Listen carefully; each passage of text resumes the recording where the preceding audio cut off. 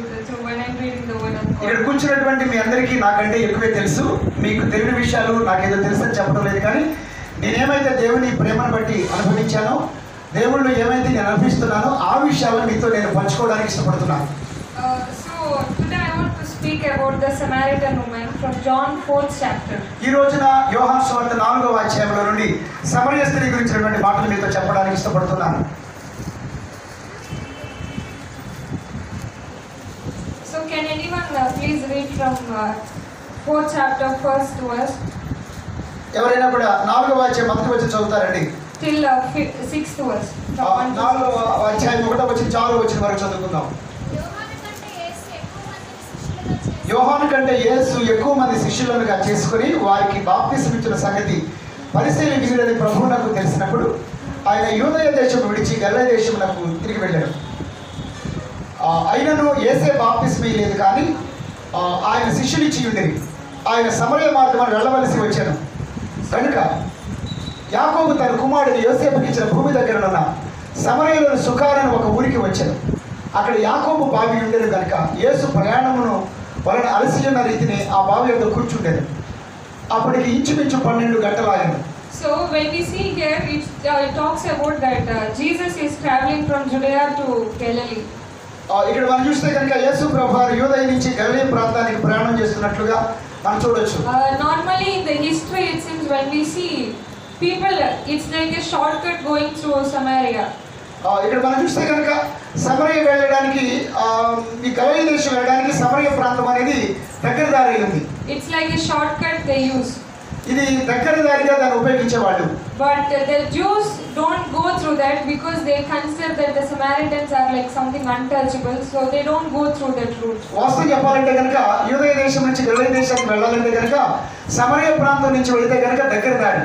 కానీ యూదులు సమరయులను అంటరాని వాళ్ళుగా చూసేవాళ్ళు, యూదులు సమరయులతో సాంగత్యము చేసేవారు కాదు. కాబట్టి దగ్గర దారైనా కూడా ఆ సమరయ మార్గమున వెళ్ళడానికి ఇష్టపడేవాళ్ళు కాదు, కానీ దూరమైన సమరయ మార్గాన్ని తప్పించి వెళ్ళేవాళ్ళు, ఎందుకంటే వారికి సహవాసం చేయడానికి ఇష్టం లేదు కాబట్టి. But when we see here, it says that Jesus is going through Samaria. కానీ ఇక్కడ అద్భుతమైన విషయం ఏంటంటే యేసు ప్రభువు మాత్రం యూదయ దేశం నుంచి సమరయ ద్వారానే సమరయ మార్గముగానే గలిలయకి వెళ్తున్నట్లుగా మనం చూడొచ్చు. So from here the main story starts.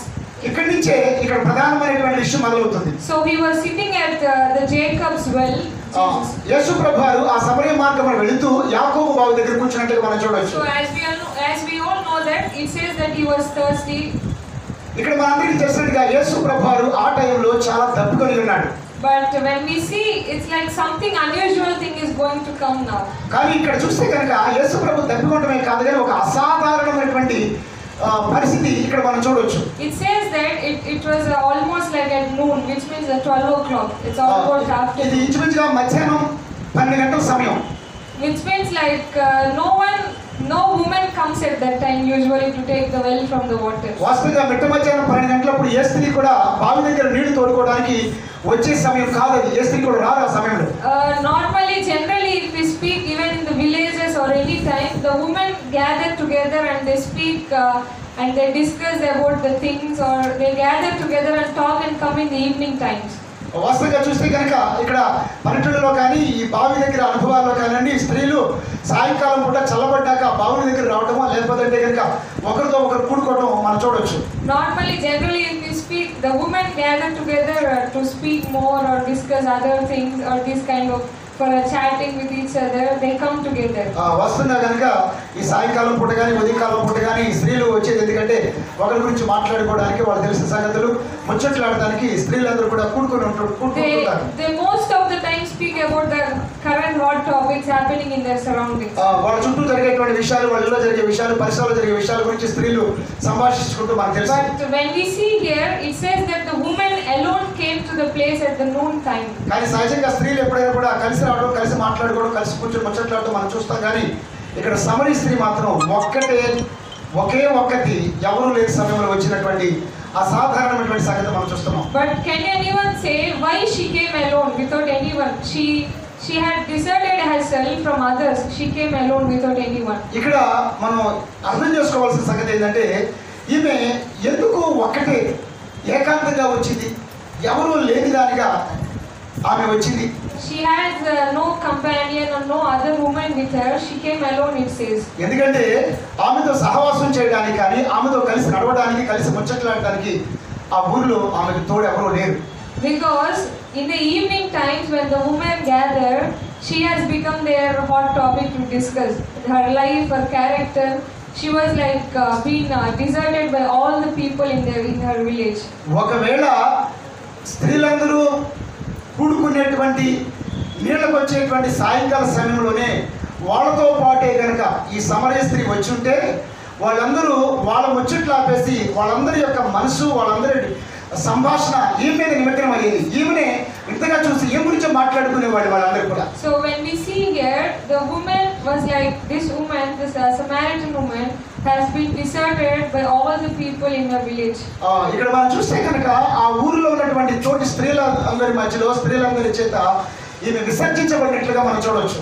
She was all alone and she came at the afternoon when no one was there. ఆమెతో సహవాసం చేయడానికి కానీ ఆమెతో మాట్లాడడానికి కానీ ఎవరు లేరు. ఆమె విసర్జించబడినదై మనుషులు ఎవరు తిరగనటువంటి మిట్ట మధ్యాహ్నం టైంలో ఏకాంతంగా ఒక్కటే ఆమె నీళ్లు పట్టుకోవడానికి వచ్చినట్లుగా మనం చూడవచ్చు. But now the life-changing turning point and the breakthrough is going to happen in her life. కానీ ఆమె జీవితాన్ని మార్చివేసిన అద్భుతమైన అసాధారణమైన సంఘటన ఆ మధ్యాహ్న సమయంలో జరిగింది ఇక్కడ. Hallelujah. Hallelujah. So in this afternoon, maybe any one of us or any one of you may be deserted. Not about the physical thing, but even in the mentally, sometimes we feel deserted. ఇక్కడ మధ్యాహ్నం వేళ మనందరం కూడా భౌతికంగా ఎవరి చేత విసర్జించకపోయినప్పటికీ కూడా మానసికంగా మనందరిని విడిచిపెట్టేశారు, మనకి ఎవరు లేరు అనేటువంటి ఒంటరి భావంతో ఎవరైనా ఉండి ఉన్నారేమో. But always remember that the breakthrough is going to come soon. అలాంటి పరిస్థితుల్లోనే దేవుడు చేసే అద్భుతాన్ని మనం పొందుకోబోతాం. The same thing is going to happen to the Samaritan woman.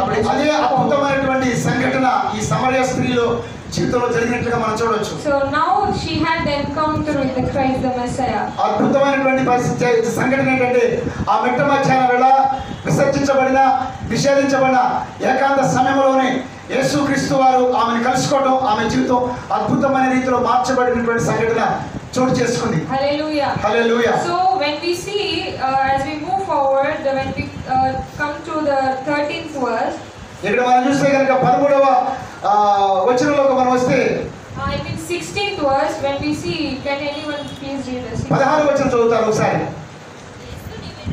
యేసు నీవు వెళ్ళి నీ పెనిమిటిని పిలుచుకొని ఇక్కడికి రమ్మని ఆమెతో చెప్పాను. ఆ స్త్రీ నాకు పెనిమిటి లేడనగా యేసు ఆమెతో నాకు పెనిమిటి లేడని నీవు చెప్పిన మాట సరియే, నీకు 5 పెనిమిట్లుండ్రి, ఇప్పుడు ఉన్నవాడు నీ పెనిమిటి కాడు, సత్యమే చెప్పింది అని. So when we see here, we can see the confession or the trueness in her. When we see here, when she is confessing to Jesus the truth happening in her life. ఈ 16-17 వచనాల్లో ఈ సమరయ స్త్రీ తన జీవితంలో ఉన్నటువంటి వాస్తవాన్ని, ఆమె యథార్థమైనటువంటి జీవితాన్ని ప్రభు యేసుక్రీస్తు ముందు ఒప్పుకుంటున్నట్లుగా మనం చూడొచ్చు. It's nothing wrong to confess with the Lord. Maybe we should not tell our sin just like that to the people. ఇక్కడ మనుషులకి మనం చెప్పాల్సిన అవసరం లేదు, కానీ యేసు ప్రభు ఎదుట ఆమె తన యథార్థమైనటువంటి పరిస్థితి, తన పాప స్థితి ఆమె ప్రభు ముందు దాపరికం లేకుండా చెప్తుంది. She totally confessed herself without any guilt. She was like so open before the Christ. ఆమెని దాచుకోకుండా సిగ్గుపడకోకుండా ప్రభు ముందు యథార్థంగా తన ఎలాంటి జీవితం జీవిస్తుందో ప్రభు ముందు ఒప్పుకుంటూ నిజం చెప్తుంది. It's sometimes even if we don't share our problems with we cannot share everything with the people. కొన్నిసార్లు మన జీవితంలో పాపాలు కానీ బలహీనతలు కానీ మన విషయాలన్నీ మనుషులకు మనం చెప్పుకోవాల్సిన అవసరం కూడా లేదు. Because when we say our weakness, people take it as their strength. కొన్నిసార్లు మన బలహీనతలను మనుషులతో చెప్పుకుంటే దాన్నే వాళ్ళు బలంగా చేసుకుని మనల్ని ఆడించవచ్చు, మనల్ని చిన్న చూపు చూడవచ్చు. But when we confess our weakness to the Lord, He gives us His strength to us. కానీ గొప్ప విషయం ఏంటంటే మన బలహీనతలను యేసు ప్రభువుతో చెప్తే యేసు ప్రభు తన బలాన్ని మనకి ఇచ్చి మన బలవంతులుగా చేస్తాడన్నమాట. Hallelujah. Hallelujah. It's not when we say that we should confess the sins with the Lord, it doesn't mean that you should only confess your sins. ఇక్కడ మనం చూస్తే కనుక మన పాపాలను ప్రభువు ఎదుట చెప్పాల్సిన అవసరం ఉంది. It doesn't mean that we should only confess or tell only our sins to the Lord. ఇక్కడ విషయం ఏంటంటే కేవలం మన పాప స్థితిని మాత్రమే ప్రభు దగ్గర ఒప్పుకోవాల్సిన పరిస్థితి లేదు. ప్రభు దగ్గర ఒప్పుకోవాల్సిన కేవలం మన పాపాలు బలహీనతలు మాత్రమే కాదు. Jesus says that he is like our friend. యేసు ప్రభు వారు మనకు ఒక నిజమైన స్నేహితుడు లాంటి వాడండి ఆయన. Many times we have the idea that when we pray or talking to Jesus is like something we make it so traditional in traditional way. కొన్నిసార్లు మనము యేసు ప్రభు దేవుడు ఆయన ఒక భక్తి భావంతోనే చూస్తాం తప్ప ఆయన ఒక మన స్నేహితుడిగా మనం గుర్తించలేము, స్నేహితుడిగా ఆయన మనం భావించలేము. Well, because that's what we are not able to pray regularly. అందుకనే మనము క్రమంగా ప్రార్థన చేయలేము. Many times we think that if I should pray I should kneel down, I should kneel down and pray, I should lift my hands, I should fast so long, then only the Lord will hear my prayers. చాలా సార్లు మనం ఏమైనా ఎలాగ ఆలోచిస్తామంటే ఒక సాంప్రదాయమైన పద్ధతిలో ఆలోచిస్తాం. అమ్మో నేను ప్రార్థన చేయాలంటే కనుక ప్రభువుకి ప్రార్థన చేయాలంటే మోకాళ్ళ దండ వేయాలి, చేతులు పైకెత్తాలి, హృదయంలో అంతా చెప్పుకోవాలి అన్నటువంటి భావంతో మనం ఉంటాం. But the Lord is present everywhere, even when you're going on your bike or even when you're walking, you can just speak to a person. కానీ దేవుడు నీకు స్నేహితుడు లాంటి వాడు. ఆయన ప్రతి స్థలంలో నీతో ఉంటాడు. నువ్వు బండి వాహనం మీద వెళ్ళేటప్పుడు కానీ రోడ్డు మీద నడిచేటప్పుడు కానీ చాలా ఫ్రీగా స్వేచ్ఛగా ఆయనతో సంభాషించవచ్చు, ప్రార్థన చేయవచ్చు. Let people think whatever they want. Maybe they'll think that we are like mad, but it's okay.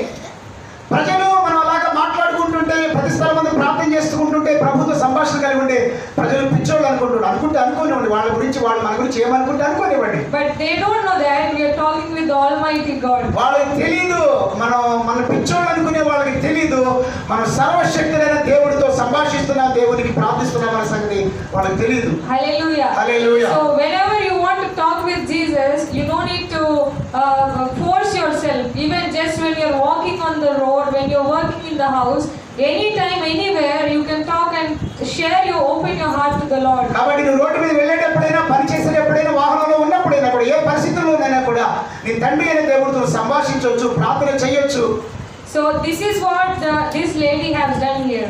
కాబట్టి మిట్ట మధ్యాహ్నప్పుడు ఆ బావి దగ్గర ఈ సమరయ స్త్రీ చేస్తున్నటువంటి ప్రార్థన అదే. She has opened her heart to the Lord and confessed whatever is going in her. ఆమె తమ హృదయాన్ని తెరచి తన జీవితంలో ఏమి జరుగుతుందనే విషయాన్ని ప్రభు దగ్గర యథార్థ హృదయంతో ఆమె చెప్పుకుంటుంది. So the first thing is she was a deserted woman. మొట్టమొదటి ఏంటంటే ఆమె మనుషులందరి చేత విసర్జించబడిన స్త్రీ.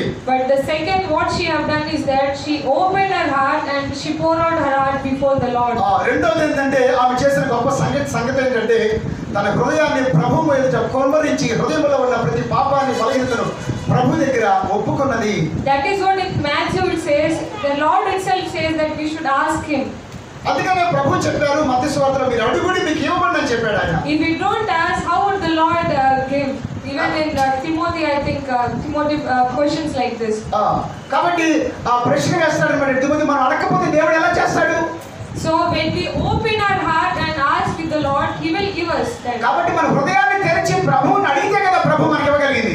So that is no matter how small thing or how big issue it is, the first thing is that you should go before the Lord, open your heart and ask him with all your heart. కాబట్టి చిన్న విషయమైనా పెద్ద విషయమైనా సమస్య కాదు కానీ యథార్థమైన హృదయంతో నీ హృదయాన్ని తెరిచి ప్రభువుతో ప్రతి విషయాన్ని చెప్పాలి నువ్వు. So the second thing is that she opened herself to the Lord. కాబట్టి రెండో విషయం ఏంటంటే ఆమె తన హృదయాన్ని ప్రభు ఎదురు తెరిచి తన యొక్క యథార్థ స్థితిని ప్రభు దగ్గర ఒప్పుకుంది. Hallelujah. Hallelujah. So one more thing we are going to see here. రెండో విషయం మరొక విషయం ఏంటంటే when we observe in the whole passage of 4th chapter to 26th verse, ఈ 4వ అధ్యాయము 26వ వచనం మొత్తాన్ని గనుక మనం అవలోకనం చేసుకుని పరిశీలన చేసినట్లయితే one more quality we can observe. ఆమెలో ఉన్నటువంటి మరొక మంచి లక్షణం ఏంటో మనం చూడొచ్చు. She grows in her faith. ఆమె తన విశ్వాసములో ఎదిగినట్లుగా మనం చూడొచ్చు. Now let's see how she is growing. ఇక్కడ క్రీస్తుని కలుసుకున్న తర్వాత క్రీస్తుకి సంభాషణ జరిగిన తర్వాత ఆమె విశ్వాసంలో ఎలా ఎదిగిందో మనం చూద్దాం. So can anyone please read the 4th chapter 9th verse? 4వ అధ్యాయం 9వ వచనం చూద్దాం ఒకసారి మనం.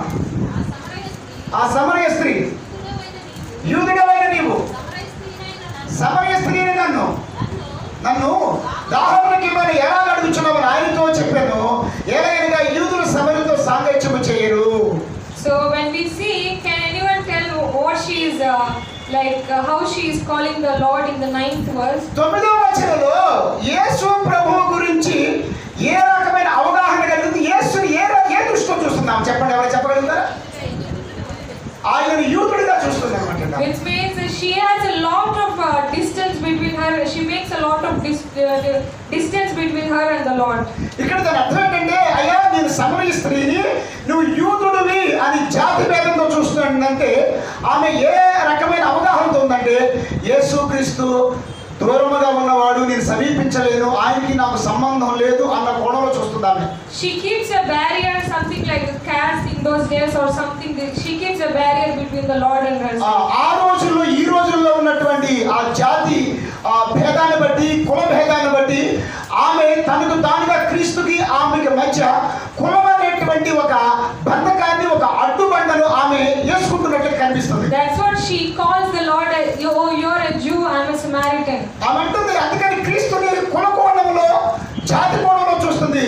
నువ్వు యూదుడు, యూదా జాతికి చెందినవాడివి, నేను అంటరాని సమరయ స్త్రీని కదా అనేటువంటి భేదాభిప్రాయం ఆమె కలిగి ఉంది. So she herself makes a barrier between. కాబట్టి క్రీస్తులో లేదు కానీ ఆ విభేదము తనంతటి తానుగానే ఒక అడ్డుని, ఒక విభేదాన్ని ఆమె కలిగి ఉంది. But if the Christ itself has that opinion, he would not go through the Samaritan way. కాబట్టి క్రీస్తులో అలాంటి అభిప్రాయం లేదు. But many times we ourselves make the barriers between ourselves and the Lord. క్రీస్తులో ఎప్పుడు విభేదం లేదు. క్రీస్తు పక్షపాతి కాదు కానీ మనందరికీ మనమే కులమని అడ్డుగోడలు, మతమని అడ్డుగోడలు, జాతి అడ్డుగోడలను నిర్మించుకుని దేవుడికి దూరం అవుతున్నాం మనం. Most of us have the feeling that the Christ belongs to the particular society or particular people.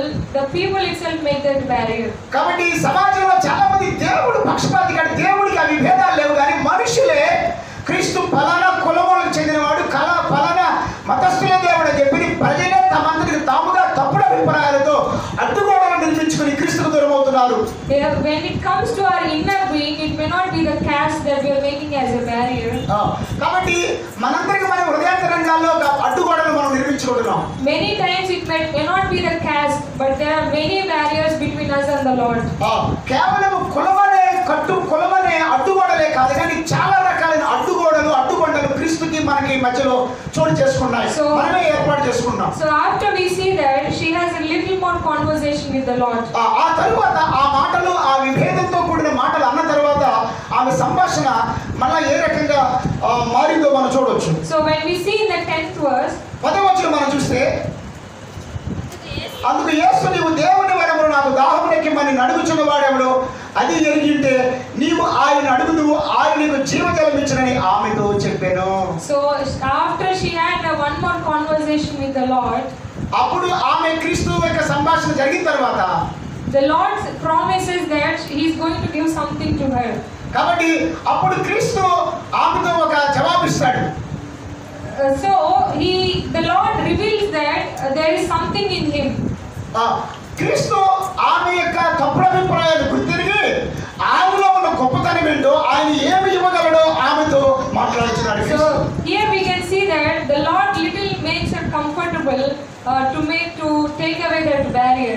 కాబట్టి ఎప్పుడైనా క్రీస్తు మనలో ఆయన పట్ల ఉన్నటువంటి భేదాభిప్రాయాన్ని, ఆయన పట్ల ఉన్నటువంటి అవగాహన రాహిత్యాన్ని తీసివేయడానికి ఆదరణకరమైన మాటలు క్రీస్తు మనతో మాట్లాడుతూ ఉంటాడు. So whenever we read the word of God or when we come to the church, we hear the word of God.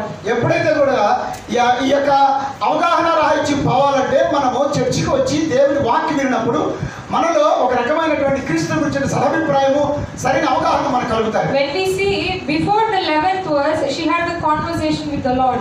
11వ వచనం కనుక మనం చూస్తే కనుక before the 11th verse, we see that she has a conversation. 11వ వచనానికి ముందు ఆమె క్రీస్తుతో సంభాషణ మనం చూడొచ్చు. Which means that she heard the Lord's word. 11వ వచనం ముందు చూస్తే కనుక ఆమె క్రీస్తు మాటను ఆమె విన్నది. So after she heard the Lord's word, we can see little more growth. గమనించండి, ఇక్కడ మనం చూస్తే కనుక 10వ వచనంలో క్రీస్తు 9వ వచనం వరకు ఒక రకమైన అభిప్రాయం కలిగి ఉంది. 10వ వచనంలో క్రీస్తుని గురించిన వాక్యము, క్రీస్తు చెప్పిన మాటలు ఆమె విన్నాక 11వ వచనం దగ్గర నుంచి క్రీస్తుని గురించిన ఆమె అవగాహన, అభిప్రాయం మార్చుకుంది. So can anyone please 11వ వచనం ఇప్పుడు ఎవరైనా చూస్తారా? అప్పుడు ఆ స్త్రీ అయ్యా ఈ బావి లోతైనది, చేదుకొనుటకు నీకేమీ లేదే, ఆ జీవజలమును ఎలాగ నీకు దొరుకును? So now we can see that she is calling the Lord as sir. ఇప్పుడు ఇందాక ఏమంది? యూదుడము అంది. ఇప్పుడు 11వ వచనం దగ్గరికి ఏమంటుంది? ఆమెను అయ్యా అంటుంది అన్నమాట అండి. So when we see in the before verse, she was like separated the Lord to the only particular thing. ఈ 10వ వచనం ముందు క్రీస్తు అంటది నువ్వు యూదుడు అయ్యా అని చెప్పని ఒక కుల కోణంలో ఒక జాతి కోణంలో ఆయన చూసింది. క్రీస్తు మాటలు విన్నాక విశ్వాసం కలిగినప్పుడు క్రీస్తుతో ఆమె యొక్క సంభాషణ మారింది. అయ్యా అని ఆమె క్రీస్తుని సంబోధిస్తుంది. Now she commonly calls him. I mean like she is not making him separate, but she is like how we call anyone sir, she is making that like that to the Jesus. ఇప్పుడు చక్కగా క్రీస్తుని గురించి తెలిసిన వాళ్ళు ఎలాగైతే అయ్యా నాయన అని ఎలాగైతే సంబోధిస్తారో తండ్రి అని, ఆ రకంగా అయ్యా అని చెప్పి క్రీస్తు ఆమె సంబోధిస్తుంది. So now one of the barrier that Christ belongs to the particular thing is gone now. కాబట్టి ఆ యూదుడము నేను సమరయి అనేటువంటి అడ్డుగోడను ఆమె దాటేసింది. ఇప్పుడు Now again comes one more barrier. ఇంకొక అడ్డుబండను ఆమె ఎలా దాటిదో మనం చూడొచ్చు. Now she says that he is sir, which means is like she does not like, now she is not personalizing to herself, but she is commonly speaking, oh it belongs to everyone, like sir.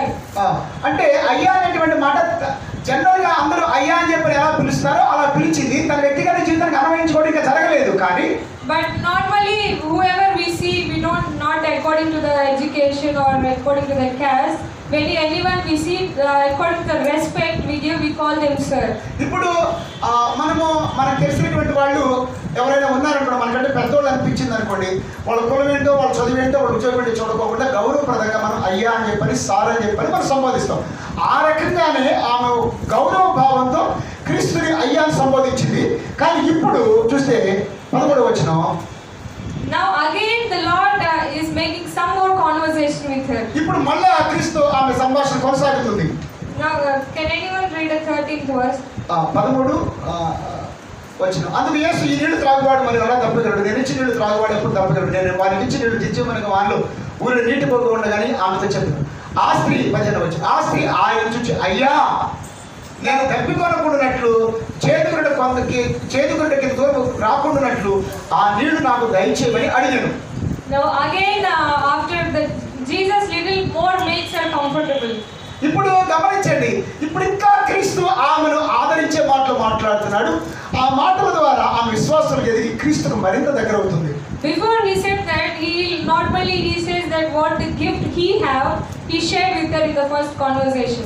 ముందేమందంటే ఆయన ఏం చెప్పాడు? తన దగ్గర ఏ వరం అయితే ఉందో ఆ వరం గురించి క్రీస్తు ఆమెతో చెప్పాడు. He promised that he will give it to her whatever he has. కాబట్టి ఆయన క్రీస్తు ఏ వరం అయితే కలిగి ఉన్నాడో ఆ వరాన్ని ఇస్తానని ప్రామిస్ చేశాడు ఆమెకు. Now again Jesus he want to make her more comfortable, so he saw her struggle to get the water. ఇప్పుడు క్రీస్తు ఆమె ఆ యొక్క నీటిని కొరకై దప్పికి తీర్చుకోవడం ఎంత తాపత్రయపడుతుందో క్రీస్తు చూసి ఇంకా మాట్లాడుతున్నాడు. Now he promises that he is going to give her the water which will never be eternal thing, which will never going to be out. ఇప్పుడు 14వ వచనం ఏమంటున్నాడు ఆయన? నేను ఇచ్చే నీళ్లు త్రాగువాడు ఎప్పుడు తప్పిగలడు, నేను వానికి ఇచ్చే నీళ్లు నిత్య జీవమునకే వానలో ఊరిడి నీటి పొడుగుగా ఉండునని ఆమెతో చెప్పాను. Hallelujah. Hallelujah. Now again he is giving this little more comforting words and little more promise to her. ఇంతకేమన్నాడు? నేను నీ దప్పికి తీరుస్తానన్నాడు. ఇప్పుడేమన్నాడు? ఇంకా ఆదరణకరమైన మాట ఏంటంటే, అమ్మ నేనిచ్చే నీళ్లు తాగితే నువ్వు ఎప్పుడు తప్పికొనవు, అయితే నిత్య జీవములకే ఊరేడు బుగ్గగా ఉందని మరింత ఆదరణకరంగా క్రీస్తు ఆమెతో మాట్లాడుతున్నట్టుగా. హల్లెలూయా. So again when we see now Jesus questions her. ఇప్పుడు ప్రభు ఆమెను ప్రశ్నిస్తున్నాడు. So he is asking, go call your husband and come back, he says. ఇప్పుడు ప్రభు ఏం కోరుతున్నాడు? నీ వెళ్ళి నీ పిన్నిబిడ్డిని పిలిచి ఇక్కడికి రమ్మని ఆమెతో చెప్పారు. So here we can observe one thing. ఇక్కడ క్రీస్తు ఆమెను దగ్గర చేసుకోవటం కోసమే ఎంత ఆదరణకరంగా మాట్లాడుతున్నాడు, మరొక విషయం కూడా గ్రహించాలి మనం. But as he's talking with her, he's making comfortable. క్రీస్తు ఆమెతో మాట్లాడిన మాటల ద్వారా ఆ సమరయ స్త్రీ ఆదరణ పొందుతున్నట్లుగా మనం గమనిస్తున్నాం. But suddenly he asked a question which makes her so uncomfortable. అప్పుడు దాకా అమ్మ నీకు దప్పి తీరుస్తాను అని దప్పిగా తీరిస్తే అది ఎప్పుడు దప్పికొనవు, నిత్య జీవం ఇస్తానని ఆదరణకరమైన మాటలు మాట్లాడుతూ హాయిగా ఉన్న సమయంలో సడన్ గా ఆమె షాక్ అయిపోయే పరిస్థితుల్లో ఆమెకు ఏమాత్రం కూడా అనుకూలం కానటువంటి ఒక మాట ప్రభువు అంటాడు అనమాట. So we can observe that as we are growing in our faith, many times we think, okay, so one barrier is gone, I'm going near to the Christ, I become so comfortable with him. We think like that, everything is going well, the Lord always comforts me with him. మన విశ్వాసం ఎదిగే కొద్దీ చక్కగా నేను ప్రభు దగ్గర అయిపోతున్నాను, దేవుడు నాకు చాలా ఆదరణకరమైన వాక్యాలు అందిస్తున్నాడు, నేను ఎంతో ఆదరించబడుతున్నాను, ఇక నా విశ్వాస జీవితానికి ఏమీ ఢోకా లేదు, అంత మంచిగా సాగిపోతుంది, ప్రశాంతంగా ఉంది, ఆదరణకరంగా ఉంది అనే అభిప్రాయంలో మనం ఉంటాం. కానీ But again here comes a caution board. ఇక్కడ ప్రభు చెప్పినటువంటి మాట Again here like comes a break, little break. మళ్ళీ ఇక్కడ ఒక పెద్ద బ్రేక్ వచ్చింది, ఒక పెద్ద ఆటంకంగా అనిపిస్తుంది అన్నమాట. Maybe I think maybe still here the woman would be thinking, oh, this man is so comfortable, he's like so loving, she would be thinking in that way. అక్కడ దాకా ఏంటంటే అబ్బా భలే ఓడి దొరికాడండి, యేసు ప్రభు ఎంత ఆదరణకరమైన వాడు, ఎంత ప్రేమగా మాట్లాడుతున్నాడు, ఆయన మాటలు ఎంత ఆదరణకరంగా ఉంటున్నాయి అనే అభిప్రాయంలో ఎదుగుతున్న సమయంలో అకస్మాత్తుగా ఆయన వేసిన ప్రశ్న ఆమెను కలవరపరిచింది. Maybe it would be like a big stone is thrown on her head suddenly. అంత ఆదరణకరంగా చక్కగా కొనసాగుతున్న విశ్వాస జీవితంలో ఎదుగుతున్న విశ్వాసంలో నెత్తి మీద పెట్టి రాయి పెట్టి కొట్టినట్టుగా ఒక పెద్ద పరిస్థితి అనుభవం ఎదురైంది ఆమెకు క్రీస్తు అడిగిన ప్రశ్న ద్వారా. So many times even we have this experience, we'll be going, we have the understanding that okay, I'm going well in my faith, no problem, the Lord is always going to comfort me. మన జీవితంలో కూడా ఇలాంటి అనుభవం ఎదురవుతుంది, ఏం పర్వాలా, చక్కగా వాక్యం వింటున్నాను, వాక్యం నాకు ఎంతో ఆదరణకరంగా ఉంటుంది, దేవుడు ఎంతో ఆదరిస్తున్నాడు, నాకు ఏం పర్వాలేదు, విశ్వాసం ఎంత అంత కంఫర్టబుల్గా ఉంది అనే పరిస్థితుల్లో అకస్మాత్తుగా సమరయ స్త్రీని ప్రభు అడిగిన ప్రశ్న మన జీవితంలో కూడా మన జీవితం గురించినటువంటి పరిస్థితి ఎదురు కావచ్చు. So here we should note that as we are growing in faith, we should not always expect the Lord only to comfort us, but the Lord is always going to caution us and he is always going to correct us. విశ్వాసంలో ఎదిగే కొద్దీ కూడా మనకంతా కూడా క్రీస్తు నుంచి ఆదరణకరమైన మాటలు, ఆదరణకరమైన వాక్యమే దొరుకుతుందని అనుకోవడానికి వీల్లేదు. కానీ కొన్నిసార్లు దేవుడు తన వాక్యం ద్వారా మనం హెచ్చరిస్తుంటాడు, కొన్నిసార్లు క్రీస్తు ఎదుట విశ్వాసం ఎదిగే కొద్దీ సరి చేసుకోవాల్సిన విషయాలు దేవుడు మనకు నేర్పిస్తూ ఉంటాడు. I think there is a saying like this, success is not like the bed of roses, something it says. మీకు విషయం తెలుసు కదా, విజయం అనేది పూలబాట కాదు, కానీ విజయంలో నడవాలంటే ముళ్ళబాట మీద నడవాలనేటువంటి సామెత లోకంలో మనకు ఒకటి ఉంది తెలుసు. Here we can replace that. Faith is not the road of like a road of roses, but it leads to the road where the rose garden. కాబట్టి మన విశ్వాస జీవితం అనేది రోజా పువ్వుల యొక్క మార్గం కాదు, కానీ పూలబాట కాదు. But it leads us to the wonderful rose garden. ఇక్కడ మనము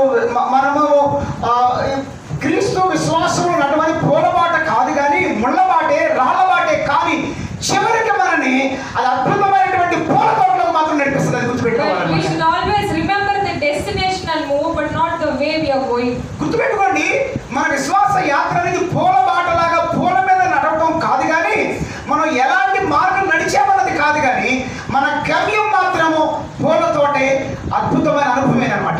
So anyone, if they keep the goal and know what they are going to get, the reward they are going to get, they don't bother about the things they are going to face. కాబట్టి క్రీస్తు చివరికి ఇచ్చే బహుమానము, దేవుడిచ్చే ఆశీర్వాదం ఏంటో చూడాలి, కానీ మనం నడిచే మార్గంలో ఎదురయ్యే ముళ్ళ ఎంక, రాళ్ళ ఎంక, గుట్టల వైపు మనం చూడకూడదు. So many times even in the faith life the Lord corrects us because he loves us. ఎందుకంటే విశ్వాస జీవితంలో ఎదుగుతున్న మనలను దేవుడు ప్రేమిస్తున్నాడు, కాబట్టి కొన్నిసార్లు మన యథార్థ స్థితిని ఒప్పింప చేస్తూ మనం సరిచేయడానికి Many times we get this doubt. I'm going well, but why the Lord is testing me? I think He is not the true Lord with Him. చాలా సార్లు అనుకుంటాం, నేను చాలా యథార్థంగా వెళ్తున్నాను, విశ్వాసంలో మంచిగా వెళ్తున్నాను కదా, దేవుడు ఎందుకు పరీక్షిస్తున్నాడు, నన్ను దేవుడు ఎందుకు నన్ను హెచ్చరిస్తున్నాడు అని మనం ప్రశ్నించుకుంటాం. But even when we see the Samaritan woman life, she is growing. That's what she faced the problem. గమనించండి, ఇక్కడ అసలు ఆమె విశ్వాసం ఎదుగుతున్నప్పుడు, క్రీస్తుకు దగ్గరైనప్పుడే ఆమె జీవితంలో ఒక హెచ్చరిక, ఒక దిద్దుబాటు పరిస్థితిని దేవుడు ఆమె ముందు ఉంచాడు. So we should always remember that when we come to Christ, is not always only the blessings. Of course, blessings is there.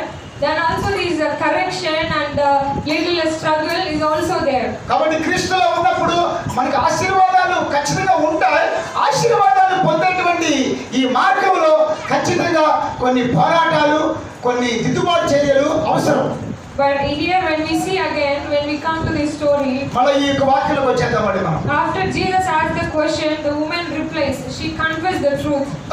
క్రీస్తు అడిగాడు, అమ్మా నీ వెళ్ళి నీ పెనిమిటిని తీసుకురా అనేటువంటి ఒక ఉలిక్కిపాటు లాంటి, ఒక నెత్తి మీద పిడుగుపట్టేటువంటి మాట క్రీస్తు అడిగినప్పుడు ఆమె బేషరతుగా తన యథార్థ స్థితిని ఒప్పుకుంటుంది.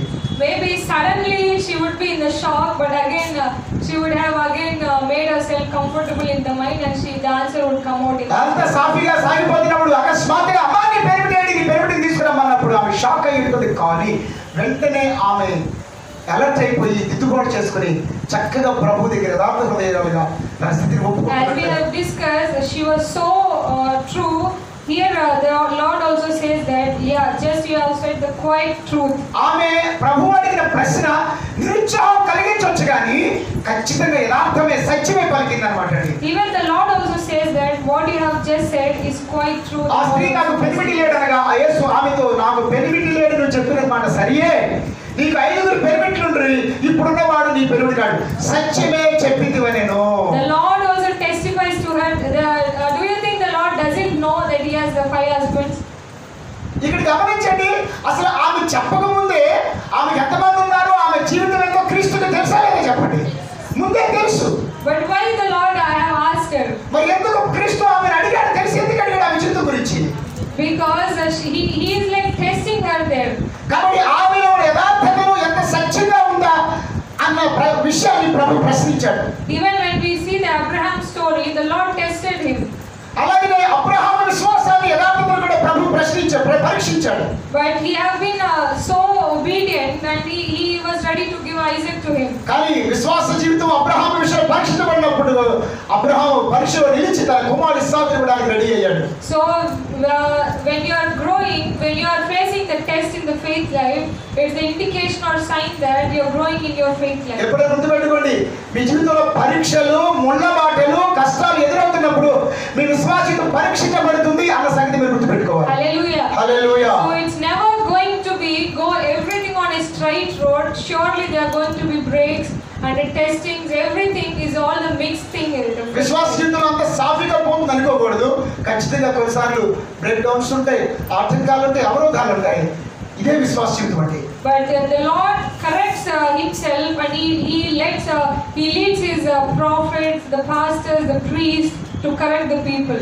కానీ మన విశ్వాస యాత్రలో మనం సరిగ్గా వెళ్ళటం కొరకు, మన జీవితాన్ని సరిచేయటం కొరకు దేవుడు ప్రవక్తల్ని, సేవకులను, ఇలాంటి దైవజనులను దేవుడు ఏర్పాటు చేసుకుంటున్నాడు. We should not always think that the same thing happened to the Samaritan woman where the Lord himself came and directly spoke to her. So it's going to happen with me also. Only if the Lord comes and corrects me, only then I'm going to be corrected. కాబట్టి ఈ యొక్క సమరయ స్త్రీ విషయంలో దేవుడు ఆమెను సరిచేసినట్లుగా కొన్నిసార్లు క్రీస్తే వచ్చి మనం సరిచేయాలని మనం కోరుకోకూడదు. He leads the people, the pastors, or even he teaches to the small kid. సమరయ స్త్రీ దగ్గరికి యేసు ప్రభు ఎలాగైతే దిగొచ్చాడు మిట్ట మధ్యాహ్నం, నా దగ్గర కూడా యేసు ప్రభు డైరెక్ట్గా వచ్చి మాట్లాడితేనే నా జీవితాన్ని మార్చుకుంటాను, అప్పుడే సరి చేసుకుంటాను అనేటువంటి పిచ్చి భ్రమలో ఉండకూడదు. ఒక్కోసారి బుద్ధి లేని మనతో చిన్నపిల్లల ద్వారా కూడా దేవుడు మాట్లాడతాడు అన్నమాట. కాబట్టి భాషలతో దేవుడు మాట్లాడతాడు, మనుషుల ద్వారా దేవుడు మాట్లాడతాడు, మీ పిల్లల ద్వారా కూడా దేవుడు మాట్లాడుతుంటాడు. కాబట్టి దేవుడు ఏ రకంగా ఎవరి ద్వారా సరి చేసినా కూడా సరి చేసుకోవడానికి మనం సంసిద్ధంగా ఉండాలి. That is what like the Lord has done. It also includes the humbleness to take the teaching or to take the acts of the correction. కాబట్టి మనం తగ్గించుకుని ఎవరి ద్వారా దేవుడు సరి చేసడం ముఖ్యం కాదు, సరి చేసుకునే తగ్గింపు స్వభావం, సరి చేసుకునే హృదయము, ఆ సిద్ధపాటు మనకున్నదా లేదని ప్రభు చూస్తాడు. So So again after this conversation is gone, now she goes to the better level now. ఇప్పుడు చూడండి ఈ సంభాషణ అయినాక ఇంకా ఉన్నతమైనటువంటి విశ్వాస జీవితం ఎదిగినట్లుగా మనం చూడవచ్చు. So can anyone please read 19th verse? 19వ వచనం చూస్తారు ఎవరైనా కానీ. అప్పుడు ఆ స్త్రీ అయ్యా నీవు ప్రవక్తవని గ్రహించుచున్నాను. అప్పుడు ఆ స్త్రీ అయ్యా నీవు ప్రవక్తవని గ్రహించుచున్నాను. So it says that now can anyone say what she is calling the Lord? ఇప్పుడు ప్రభువుని ఏమంటుంది? ప్రవక్త అంటుంది. Now she calls the Lord as the prophet. ఇప్పుడు క్రీస్తుని ఏమని గుర్తించే స్థాయికి ఎదిగిందామే? ప్రవక్త అని అంటున్నారు. Hallelujah. Hallelujah. Don't you think that this is like the better level of her faith life? కాబట్టి ఇప్పుడు ఆ విశ్వాసములో క్రీస్తుని గురించిన అవగాహన ఎదుగుతుందని మీకు అర్థమవుతుందా చెప్పండి. Hallelujah. Hallelujah. So this is like gradually growing in the faith life. కాబట్టి ఇది విశ్వాస జీవితంలో క్రమముగా ఎదుగుచున్నటువంటి విశ్వాస జీవితం ఇది. Now you have known that the Lord is Christ, you may get the doubt. The Lord, I have known the Lord is the prophet, the Lord is the Christ, I have known. Then what it means to grow in the faith life, you think? నువ్వు అనొచ్చు, అవును తెలుసు కదండి, సమరస్థితి తెలిసిందండి, నాకు యేసుక్రీస్తు ప్రభువు ఎప్పుడో తెలుసు, ఆయన ప్రవక్త అని చెప్పి తెలుసు, ఇంకా నేను ఎదగాల్సింది ఏముందని అనుకుంటున్నామేమో. Many times we make the Lord as we consider him only the most high, or he is the God of Israelites, he is the God of Abraham and Jacob. We see in that way. చాలా సార్లు అమ్మో దేవుడు అంటే నాకు బాగా తెలుసు, ఆయన సర్వోన్నతుడైన దేవుడు అండి, అబ్రహాము దేవుడు అండి, ఇస్సాకు దేవుడు అండి, యాకోబు దేవుడు అండి, నాకు ఎంత తెలిసిన దేవుడి గురించి అనుకుంటాం మనం. But it's surely and obviously it's true. వాస్తవమే, అవన్నీ కూడా కరెక్టే, మీకు అవగాహన వాస్తవమే. But the thing is how you are going to personalize your Lord about with you. కానీ నీ వ్యక్తిగత జీవితంలో దేవుడితో నీకున్న వ్యక్తిగత అనుభవం ఏంటి, అనుభవంలో నువ్వేం తెలుసుకున్నావో అది ముఖ్యం. Are you taking the Lord as your father or your savior, your redeemer? కాబట్టి నీవు వ్యక్తిగతంగా ప్రభువుని ఒక తండ్రిగా, నీ రక్షకుడిగా, నీ దేవుడిగా నువ్వు స్వీకరించావా, వ్యక్తిగత అనుభవంలో ఎదుగుతున్నావా దేవునితో, అది ముఖ్యం. So many times we worship the Lord that he is the Lord who led the Israelites out of the sea on the dry land. We pray this kind of prayers. It's a very we praise the Lord in that way. మన దేవుడిని ఆరాధించినప్పుడు, ప్రార్థించినప్పుడు, దేవా ఇశ్రాయేలు ఎర్ర సముద్రాన్ని దాటింపజేశావయ్యా, గొప్ప దేవుడివయ్యా అనేటువంటి మాటలు వాడుతుంటాం. అలాంటి అనుభవాల గురించే మనం ప్రస్తావిస్తుంటాం. But have we ever considered or prayed that or thanked God that he has been your savior? కానీ వాళ్ళ జీవితంలో చేసావని చెప్పుకుంటాం, కానీ దేవా నా జీవితంలో నీవు నాకు రక్షకుడు అయ్యింది, పాప బంధకాల నుంచి కష్టాలను విడిపించావని నీ జీవితంలో నువ్వు అనుభవించిన క్రీస్తుని గురించి నీవు ఏమి అవగాహన కలిగి ఉన్నావు, నీవేమి ఆరాధిస్తున్నావు అనేది ముఖ్యం. Hallelujah. Hallelujah. Yeah, then again it comes to the father, and after you have accepted him as the Lord and the savior or redeemer, then it goes to the little more growth in faith that you accept him as your heavenly father. కాబట్టి నీవు అవన్నింటి గురించి అవగాహన కలిగి ఉండి నీ యేసుక్రీస్తు నీ పరలోకపు తండ్రిగా, రక్షకుడిగా, వ్యక్తిగతంగా నీవు అంగీకరించి ఆయన అనుభవించడం అనేది నీ విశ్వాస స్థాయిలో ఒక మెట్టెక్కడం. Hallelujah. Hallelujah. So even we can see the lot of change in our prayer when we pray with the conversation with the father and the daughter. నిజంగా కనుక క్రీస్తు గురించి అవగాహన కలిగితే కనుక ఒక తండ్రి బిడ్డల యొక్క సంభాషణ, తండ్రి బిడ్డల సంబంధం ఎలా ఉంటుందో అలాగే నీ విశ్వాసంలో ఎదుగుతూ అలా నువ్వు చూస్తావు, నీ జీవితంలో ఎదుగుతావు. Oh man, I heard the pastor saying, there is one pastor. నాకు తెలిసినటువంటి పాస్టర్ గురించి నాకు తెలుసు. He was saying in this way. ఆయన ఎప్పుడు ఇలాగా చెప్తూ ఉంటాడు. Many times we pray like as though the Lord is the yes of who is holy. We make so much distance between the Lord and ourselves. We sometimes like we pray, oh Lord, please show sympathy on my daughter. Oh Lord, please show mercy. We pray in this way. Of course, it's correct. చాలాసార్లు మనం ఎలా ప్రార్థన చేస్తాం, దేవా నువ్వు పరిశుద్ధుడివయ్యా, నువ్వు సర్వోన్నతుడివయ్యా, నువ్వు ఆకాశం మీద ఉన్నావయ్యా, నేను భూమి మీద ఉన్నానయ్యా, కనికరించాయా, దయ చూపించాయా, చాలు చూపించాయా అన్నట్లుగా ప్రార్థన చేస్తాం మనం. But do you know what the Bible says? కానీ బైబిల్ ఏం చెప్తుందో నీకు తెలుసా? First thing is that we are his children. Bible ఏం చెప్తుంది అసలు? ఫస్ట్ నీవు ఆ పరలోకమందున్న తండ్రి యొక్క కుమార్తెవు, కుమారుడు అయిన ఆ పరలోకపు తండ్రి బిడ్డలమై ఉన్నాం మనం. And also we don't need to always if the kid is falling sick, sometimes we'll pray, oh Lord, please show sympathy, please show mercy, he is dying, he is like that we show like compassion, or out of sympathy we pray sometimes. చాలాసార్లు ఆయన మనం తండ్రి సంగతి మర్చిపోయేసయ్యా నన్ను జాలిపడు, తండ్రి కనుక చూపించు, చావు చూపించని మనం ప్రార్థించాల్సిన అవసరం లేదు. ఎందుకు ఆయన ఏమై ఉన్నాడు? మన తండ్రి అయి ఉన్నాడు. మన పట్ల ఆయన ఖచ్చితంగా ఏముంటుంది? తండ్రికి ప్రేమ, జాలి, కనికరం ఉంటాయి. And also in the Bible it says that we can just ask in the name of Jesus. కానీ బైబిల్ అంటే నా నామములో మీరు నేమడిగినా మీకు ఇస్తాను. So if you want anything, if you want the healing for your daughter or son, you can just pray, oh in the name of Jesus be healed. కాబట్టి అసలు చేసిన దేవా జాలిపడయ్యా నేను చేశాను అట్లా కక్కర్లా, యేసు నామములో నా బిడ్డకు స్వస్థత దయచేయి అనేటువంటి ఒక ప్రార్థన యేసు నామములో నువ్వు చేస్తే చాలు. Hallelujah. So you are going to get immediate result. అంతే, నువ్వు యేసు నామములో ఆయన బిడ్డవు, నీకు అధికారం ఉంది, ఆయన నీకు తండ్రి. ఆ విషయాన్ని నమ్మి యేసు నామములో నాకు స్వస్థత రావాలి, యేసు నామములో నాకు కలగాలని ఒక చిన్న ప్రార్థన చేస్తే చాలు. Why the Father has given the Jesus name, so that we can go to the heavenly Father through this name only Jesus has given. కాబట్టి పరలోకపు తండ్రిని అడగడానికి దేవుడు గొప్ప నామాన్ని, ఒక మార్గాన్ని ఇచ్చాడు. అది యేసు నామం. ఆ నామం ద్వారా అడిగితే చాలన్నమాట అండి. Many times we leave out the Jesus name in our prayer, only at the last we pray in Jesus name I pray. చాలా సార్లు మనం యేసు నామాన్ని ఎక్కడ వాడతాము? అంత అడిగిందంత అడిగి చివరిలో యేసు నామములో ప్రార్థిస్తాం. ప్రార్థనలు చివరిలో వాడతాం అన్నమాట. We use many like a babbling words we use. కాబట్టి Lot of words. మనం మందులో చాలా మాటలు వాడతాం, లాస్ట్ లో మాత్రం యేసు నామములో అడుగుచున్నాము. Instead of praying such a long, and sometimes it will be boring also to people to hear. అసలు కొన్నిసార్లు కొంతమంది చేసే ప్రార్థనలు బోర్ కొట్టేస్తాయి. ఎంత ప్రార్థన చేస్తారు, లాస్ట్ యేసు నామములో అడుగుతున్నాం తండ్రి. Instead of praying or doing all that, in the starting itself you can just mention what you want and you can pray in Jesus name.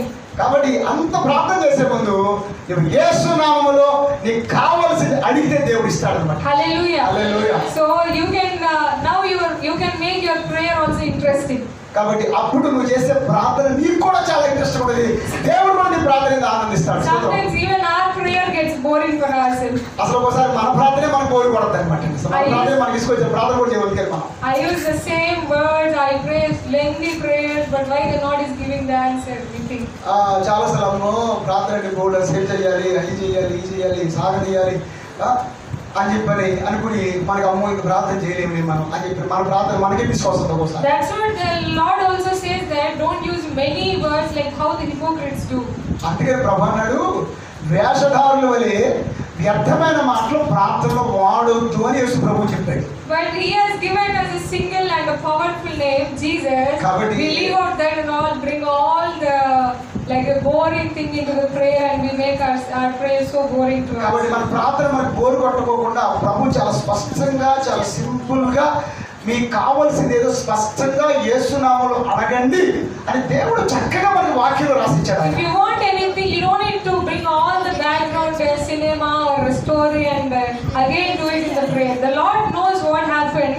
Just you need to ask what you want at this moment. ఏదో cinema లాగా script, డైలాగులు, deliveries పెద్దదాగా మనం చెయ్యక్కర్ల. ప్రార్థన అంటే నీకు కావాల్సింది యేసు నామములో స్పష్టంగా డైరెక్ట్ గా తండ్రిని అడగడమే అన్నమాట. స్తోత్రం.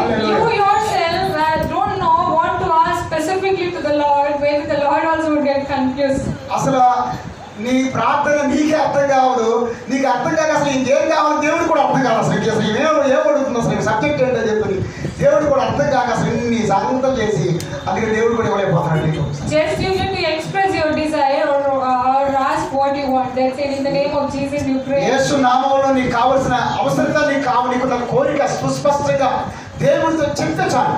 Hallelujah. Hallelujah. So when we come to the story again, మనం ఇక్కడ సమరయ స్త్రీ కథలోకి వచ్చేద్దాం. so she again grown and she considered him as a personal, I mean as a prophet. కాబట్టి ఆమె వ్యక్తిగత క్రీస్తులో ఎదుగుతూ ఇప్పుడు ఏమంటుంది? క్రీస్తుని ప్రవక్త అంటుంది అన్నమాట. Hallelujah. Hallelujah. This is the better growth of her faith. కాబట్టి ఆమె విశ్వాసంలో ఎంతో ఎదుగుతున్నట్లుగా మనం చూడవచ్చు. It's like a better part. కాబట్టి ఆమె విశ్వాసంలో చక్కగా ముందుకెళ్తుంది. So again when we come to 21st verse, 21వ వచనం వచ్చేసేయండి ఇప్పుడు. so can anyone please read that? అమ్మ, ఓ కాలం వచ్చుచున్నది, ఆ కాలము ఈ పర్వతము మీద నేను యెరూషలేములోనే మీరు తండ్రిని ఆరాధింపరు. నా మాట నమ్ము. మీకు 20 వచ్చిన మా పితరులు ఈ పర్వతమందు ఆరాధించరు కానీ ఆరాధన స్థలము 24 and 25. 24-25 దేవుడు ఆత్మ కనుక ఆయన ఆరాధించేవాడు ఆత్మతో సత్యముతో ఆరాధించేవాడు. 25 వచ్చిన ఆ స్త్రీ ఆయనతో క్రీస్తునబడిన మెస్సీయ వచ్చునని నేను ఎరుగుదును, ఆయన వచ్చినప్పుడు మాకు సమస్తమును తెలియజేయని చెప్పగా యేసు నీతో మాట్లాడుచున్న నేనే ఆయనని ఆమెతో చెప్పాను. హల్లెలూయా. This is the best part I can say. ఇక్కడ ఆమె విశ్వాసంలో శ్రేష్టమైనటువంటి అనుభవంలోకి వచ్చేసింది. హల్లెలూయా. Now she has known that he is the Christ. ఇప్పుడు ఆమెది నీవు క్రీస్తునబడిన మెస్సీయవి అనే స్థాయికి వచ్చేసింది. హల్లెలూయా. Now she says that he is the Messiah and he is the Christ. ఇప్పుడు అంటుంది అయ్యా నీవు క్రీస్తునబడిన మెస్సీయవి అని క్రీస్తుని ఆమె అంగీకరిస్తుంది. See how that she has a really gradually growing. Even she got the hindrance, she had passed out and she reached her destination knowing that he is the Christ. కాబట్టి యూదుడు అనేటువంటి జాతి భేదంలో నుంచి అలాగే అయ్యా అనేటువంటి లోక సంబంధమైనటువంటి గౌరవ విశ్వాసంలో నుంచి ఆ తర్వాత ఆయన ప్రవక్తని ఒప్పుకునే స్థితిలో నుంచి ఆయన క్రీస్తుని మెస్సీయని ఆయనను అనుభవించి అంగీకరించే విశ్వాస స్థాయిలోకి ఎదిగినట్లుగా మనం చూడొచ్చు. Hallelujah. Hallelujah. Now again one more best thing is going to come after she have known that he is the Christ. She was not silent. ఇప్పుడు గమనించండి, ఇంకా అద్భుతమైన విషయం ఏంటంటే నేను చెప్పబోయే ముందు ఆమె యేసుని క్రీస్తుగా మెస్సీగా అంగీకరించినాక ఆమె మౌనంగా ఉందా, మెదలకుండా ఉందా? లేదు. So just before going to this thing, when we refer the 3rd chapter in John 3rd chapter, ఇప్పుడు చెప్పే ముందు 3వ యోహాను 3వ అధ్యాయంలో now here it comes to know about the grace. 3వ అధ్యాయంలో క్రీస్తు కృప గురించి మనం చూడవచ్చు అన్నమాట. It talks about the conversation between Nicodemus and the Lord. ఇక్కడ గమనిస్తే కనుక 3వ అధ్యాయంలో నికోదేముకి క్రీస్తు మధ్య సంభాషణ మనం చూడవచ్చు. So who is Nicodemus? ఈ నికోదేము ఎవరు? He is a Pharisee and he is like a teacher in the synagogue. 3వ అధ్యాయంలో యూదుల అధికారి నికోదేము అనే పరిసయ్యుడు అని చెప్పొచ్చు మనం. He was a Pharisee and who are the Pharisees? పరిసయ్యుడు అంటే ఎవరు? నికోదేము ఒక పరిసయ్యుడు. పరిసయ్యుడు ఎవరు? నికోదేము ఎవరు? He is like a teacher of the law. యెహోవా మోషే ధర్మశాస్త్రం గురించి బోధించే బోధకుడే నికోదేము. He is like one of the most when we consider the Pharisees or this Nicodemus, he is one of the most high teacher we can say. ధర్మశాస్త్రాన్ని ఉపదేశించేటువంటి గొప్ప బోధకుడు నికోదేము అనే పరిసయ్యుడు. He is a very good intellect. చాలా మేధావి నికోదేము. So when we see there is no time to read all that 3rd chapter, when we see that the Nicodemus is a well known and a very good intellect and he is not very well known of the law.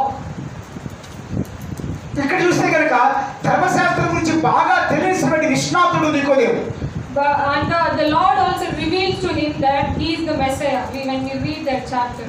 చదువుతుంటే కనుక నికోదేముకి ప్రభు చెప్పాడు నేను మెస్సయ్య అనే విషయం గురించి చెప్పాడు ఆయన. He directly or indirectly somewhere he reveals that thing. ఇక్కడ క్రీస్తు ఎవరో ఆయన రక్షకుడు ఎలాగా నికోదేముకి క్రీస్తు బయలుపరిచాడు. So somehow indirectly or he known all the law and when listening to the Christ conversation surely he can know that he is the Messiah. కాబట్టి క్రీస్తు గురించి తెలుసు, క్రీస్తు రక్షకుడు అని చెప్పి తెలుసు, రక్షణ ఎలా పొందాలో తెలుసు ఎవరికి? నికోదేముకి. అతను అసలు ఉపదేశించేవాడు కాబట్టి. కానీ but do you know what after knowing do you think there is any continuation of his story that he is going and testifying to anyone? గమనించండి, నికోదేము యేసు ప్రభు దగ్గరికి వచ్చి యేసు ప్రభుని కలుసుకున్నాడు. సమరయ స్త్రీ యేసు ప్రభుని కలుసుకుంది. యేసుక్రీస్తు ఎవరో రక్షణ ఎలా పొందాలో నికోదేము తెలుసుకున్నాడు. కానీ నికోదేము నోరు మూసుకుని సైలెంట్గా ఇంటికి వెళ్ళిపోయాడు. అతను ఎవరికి ఆశీర్వాదకరంగా ఉన్నట్లుగా లేదు. కానీ అదే సమరయ స్త్రీ క్రీస్తుని కలుసుకుంది, క్రీస్తులో ఎదిగింది, క్రీస్తుని గురించి అర్థం చేసుకుంది. కానీ మౌనముగా ఉండగా క్రీస్తు గురించి ఏం చేస్తుంది? ఊరు వారందరికీ ఆమె ప్రకటిస్తుంది. Hallelujah. Hallelujah. When we see that Nicodemus came at night when no one was seeing him. వచ్చారా? నికోదేము అంటే అందరికి ఉపదేశించేవాడు ఏమీ తెలియదు అని చెప్పిన క్రీస్తు దగ్గరికి వచ్చాడని అనుకుంటారని అర్ధరాత్రి క్రీస్తు దగ్గరికి వచ్చాడు, మధ్యరాత్రి వచ్చాడు క్రీస్తు దగ్గర నికోదేము. But when did the Samaritan woman meet the Christ? గమనండి, అర్ధరాత్రి రహస్యంగా క్రీస్తుని కలుసుకున్నాడు. ఎవరు? నికోదేము. మిట్ట మధ్యాహ్నం కలుసుకుంది క్రీస్తుని. ఎవరు? సమరయ స్త్రీ. But when we see here, whom did the Lord choose to spread the gospel? కానీ ఆయన సువార్తను ప్రకటించడానికి అర్ధరాత్రి రహస్య క్రైస్తవుడిగా వచ్చి వెళ్ళిన నికోదేమును దేవుడు ఏర్పాటు చేసుకున్నాడా? పబ్లిక్ లో ప్రజలందరూ విసర్జించబడి క్రీస్తుని గురించిన అవగాహన ఎదిగి క్రీస్తుని అంగీకరించిన సమరయ స్త్రీని దేవుడు ఏర్పాటు చేసుకున్నాడా? He chose the Samaritan woman who is totally unaware of the law, who is totally deserted by her people, who is not known to anyone at all. The Lord chose that woman. కాబట్టి ఏ మాత్రం క్రీస్తుని గురించి అవగాహన లేకుండా మనుషుల గురించి పూర్తిగా విసర్జించబడ్డదే, పాప జీవితంలో ఆమె బంధించబడి క్రీస్తు ద్వారా విడిపించబడి క్రీస్తు ప్రేమను అనుభవించిన ఆ సమరయ స్త్రీని తన ప్రేమను తన సువార్తను ప్రకటించడానికి క్రీస్తు ఏర్పరచుకున్నాడు. You think is this not the grace of the Lord? ఇదే కదా దేవుని కృప అంటే. దేవుని స్తోత్రం చెప్పండి. Hallelujah. Hallelujah. Can we define this story as the grace of Lord? కాబట్టి క్రీస్తులో ఉన్న అద్భుతమైన కృపకి సాక్ష్యం సమరయ స్త్రీ జీవితం అని చెప్పారు. మనకు అర్థం కావట్లేదా చెప్పండి? Hallelujah. Hallelujah. The Lord did not choose the man who is very intelligent or who is a public figure, who is known to everyone, or who is well known to the law, who has a talking power or anything. But he chose the woman who is being deserted by her own people, and who no one was there to stand with her. Who is a prostitute or who has been abandoned by the society.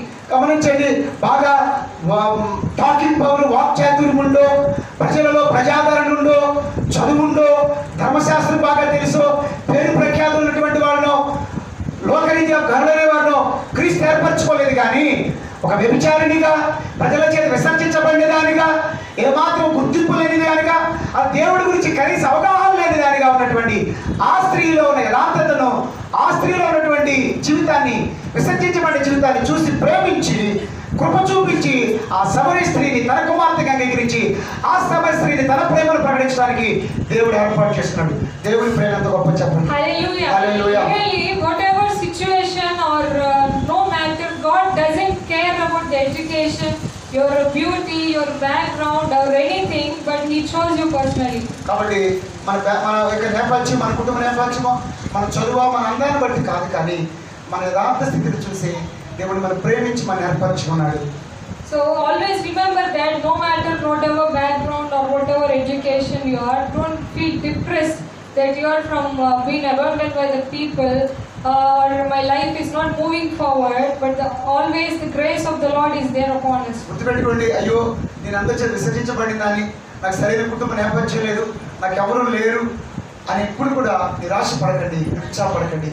మీరు దేవుని కృపను కలిగి ఉన్నారు, దేవుడు మీతో ఉన్నాడు. When we see the Samaritan woman did not search for the Lord and come, but the Lord Himself searched for her at the noon time, and He also suffered to go there, making where it was not correct for the Jews to go. He chose that way and gone to that woman. గమనించండి, సమరయ స్త్రీ క్రీస్తుని వెతకలేదు, కానీ క్రీస్తే సమరయ స్త్రీని వెతుక్కుంటూ మెచ్చమధ్యాహ్నం తప్పికొంటూ ప్రయాసపడుతూ ఆయనే వెతుక్కుంటూ వెళ్ళి తన ప్రేమను ఆమెకు చూపించాడు. So in the starting when we see He has promised the living water. కాబట్టి ఇక్కడ గొప్ప ప్రామిస్ ఉంది. నేను నీకు జీవజలాన్ని ఇస్తాను, నేను ఇచ్చే నీరు తాగువాడు ఇప్పుడు దప్పికొనడు అనే గొప్ప వాగ్దానం సమరయ స్త్రీకి ఇచ్చాడు. Hallelujah. Do you know what is a living water? జీవజలం అంటే ఏంటో మీకు తెలుసా?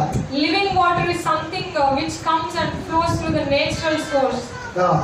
జీవజలం అంటే ఏంటంటే అది సహజ సిద్ధంగా, ప్రకృతి సిద్ధంగా వస్తూ పారుతూ ఉండేటువంటి. It's not a stagnant or smelly water.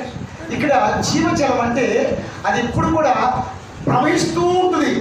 ఇది ఋతువులకు అతీతంగా ప్రవహిస్తుంది. ఒక చోట ఆగిపోయేదో, ఒక చోట మురుగు పట్టిపోయేదో, ఒక కాలానికి పరిమితమైనది కాదు, కానీ 365 రోజులు పారుతూ ప్రవహిస్తూ తడుపుతూ సలయేరులాగా ప్రవహించి ఉండేది జీవజలం. When we see the rivers or the seas or they always flow, or the waterfalls or any oceans, they don't stay at the same place.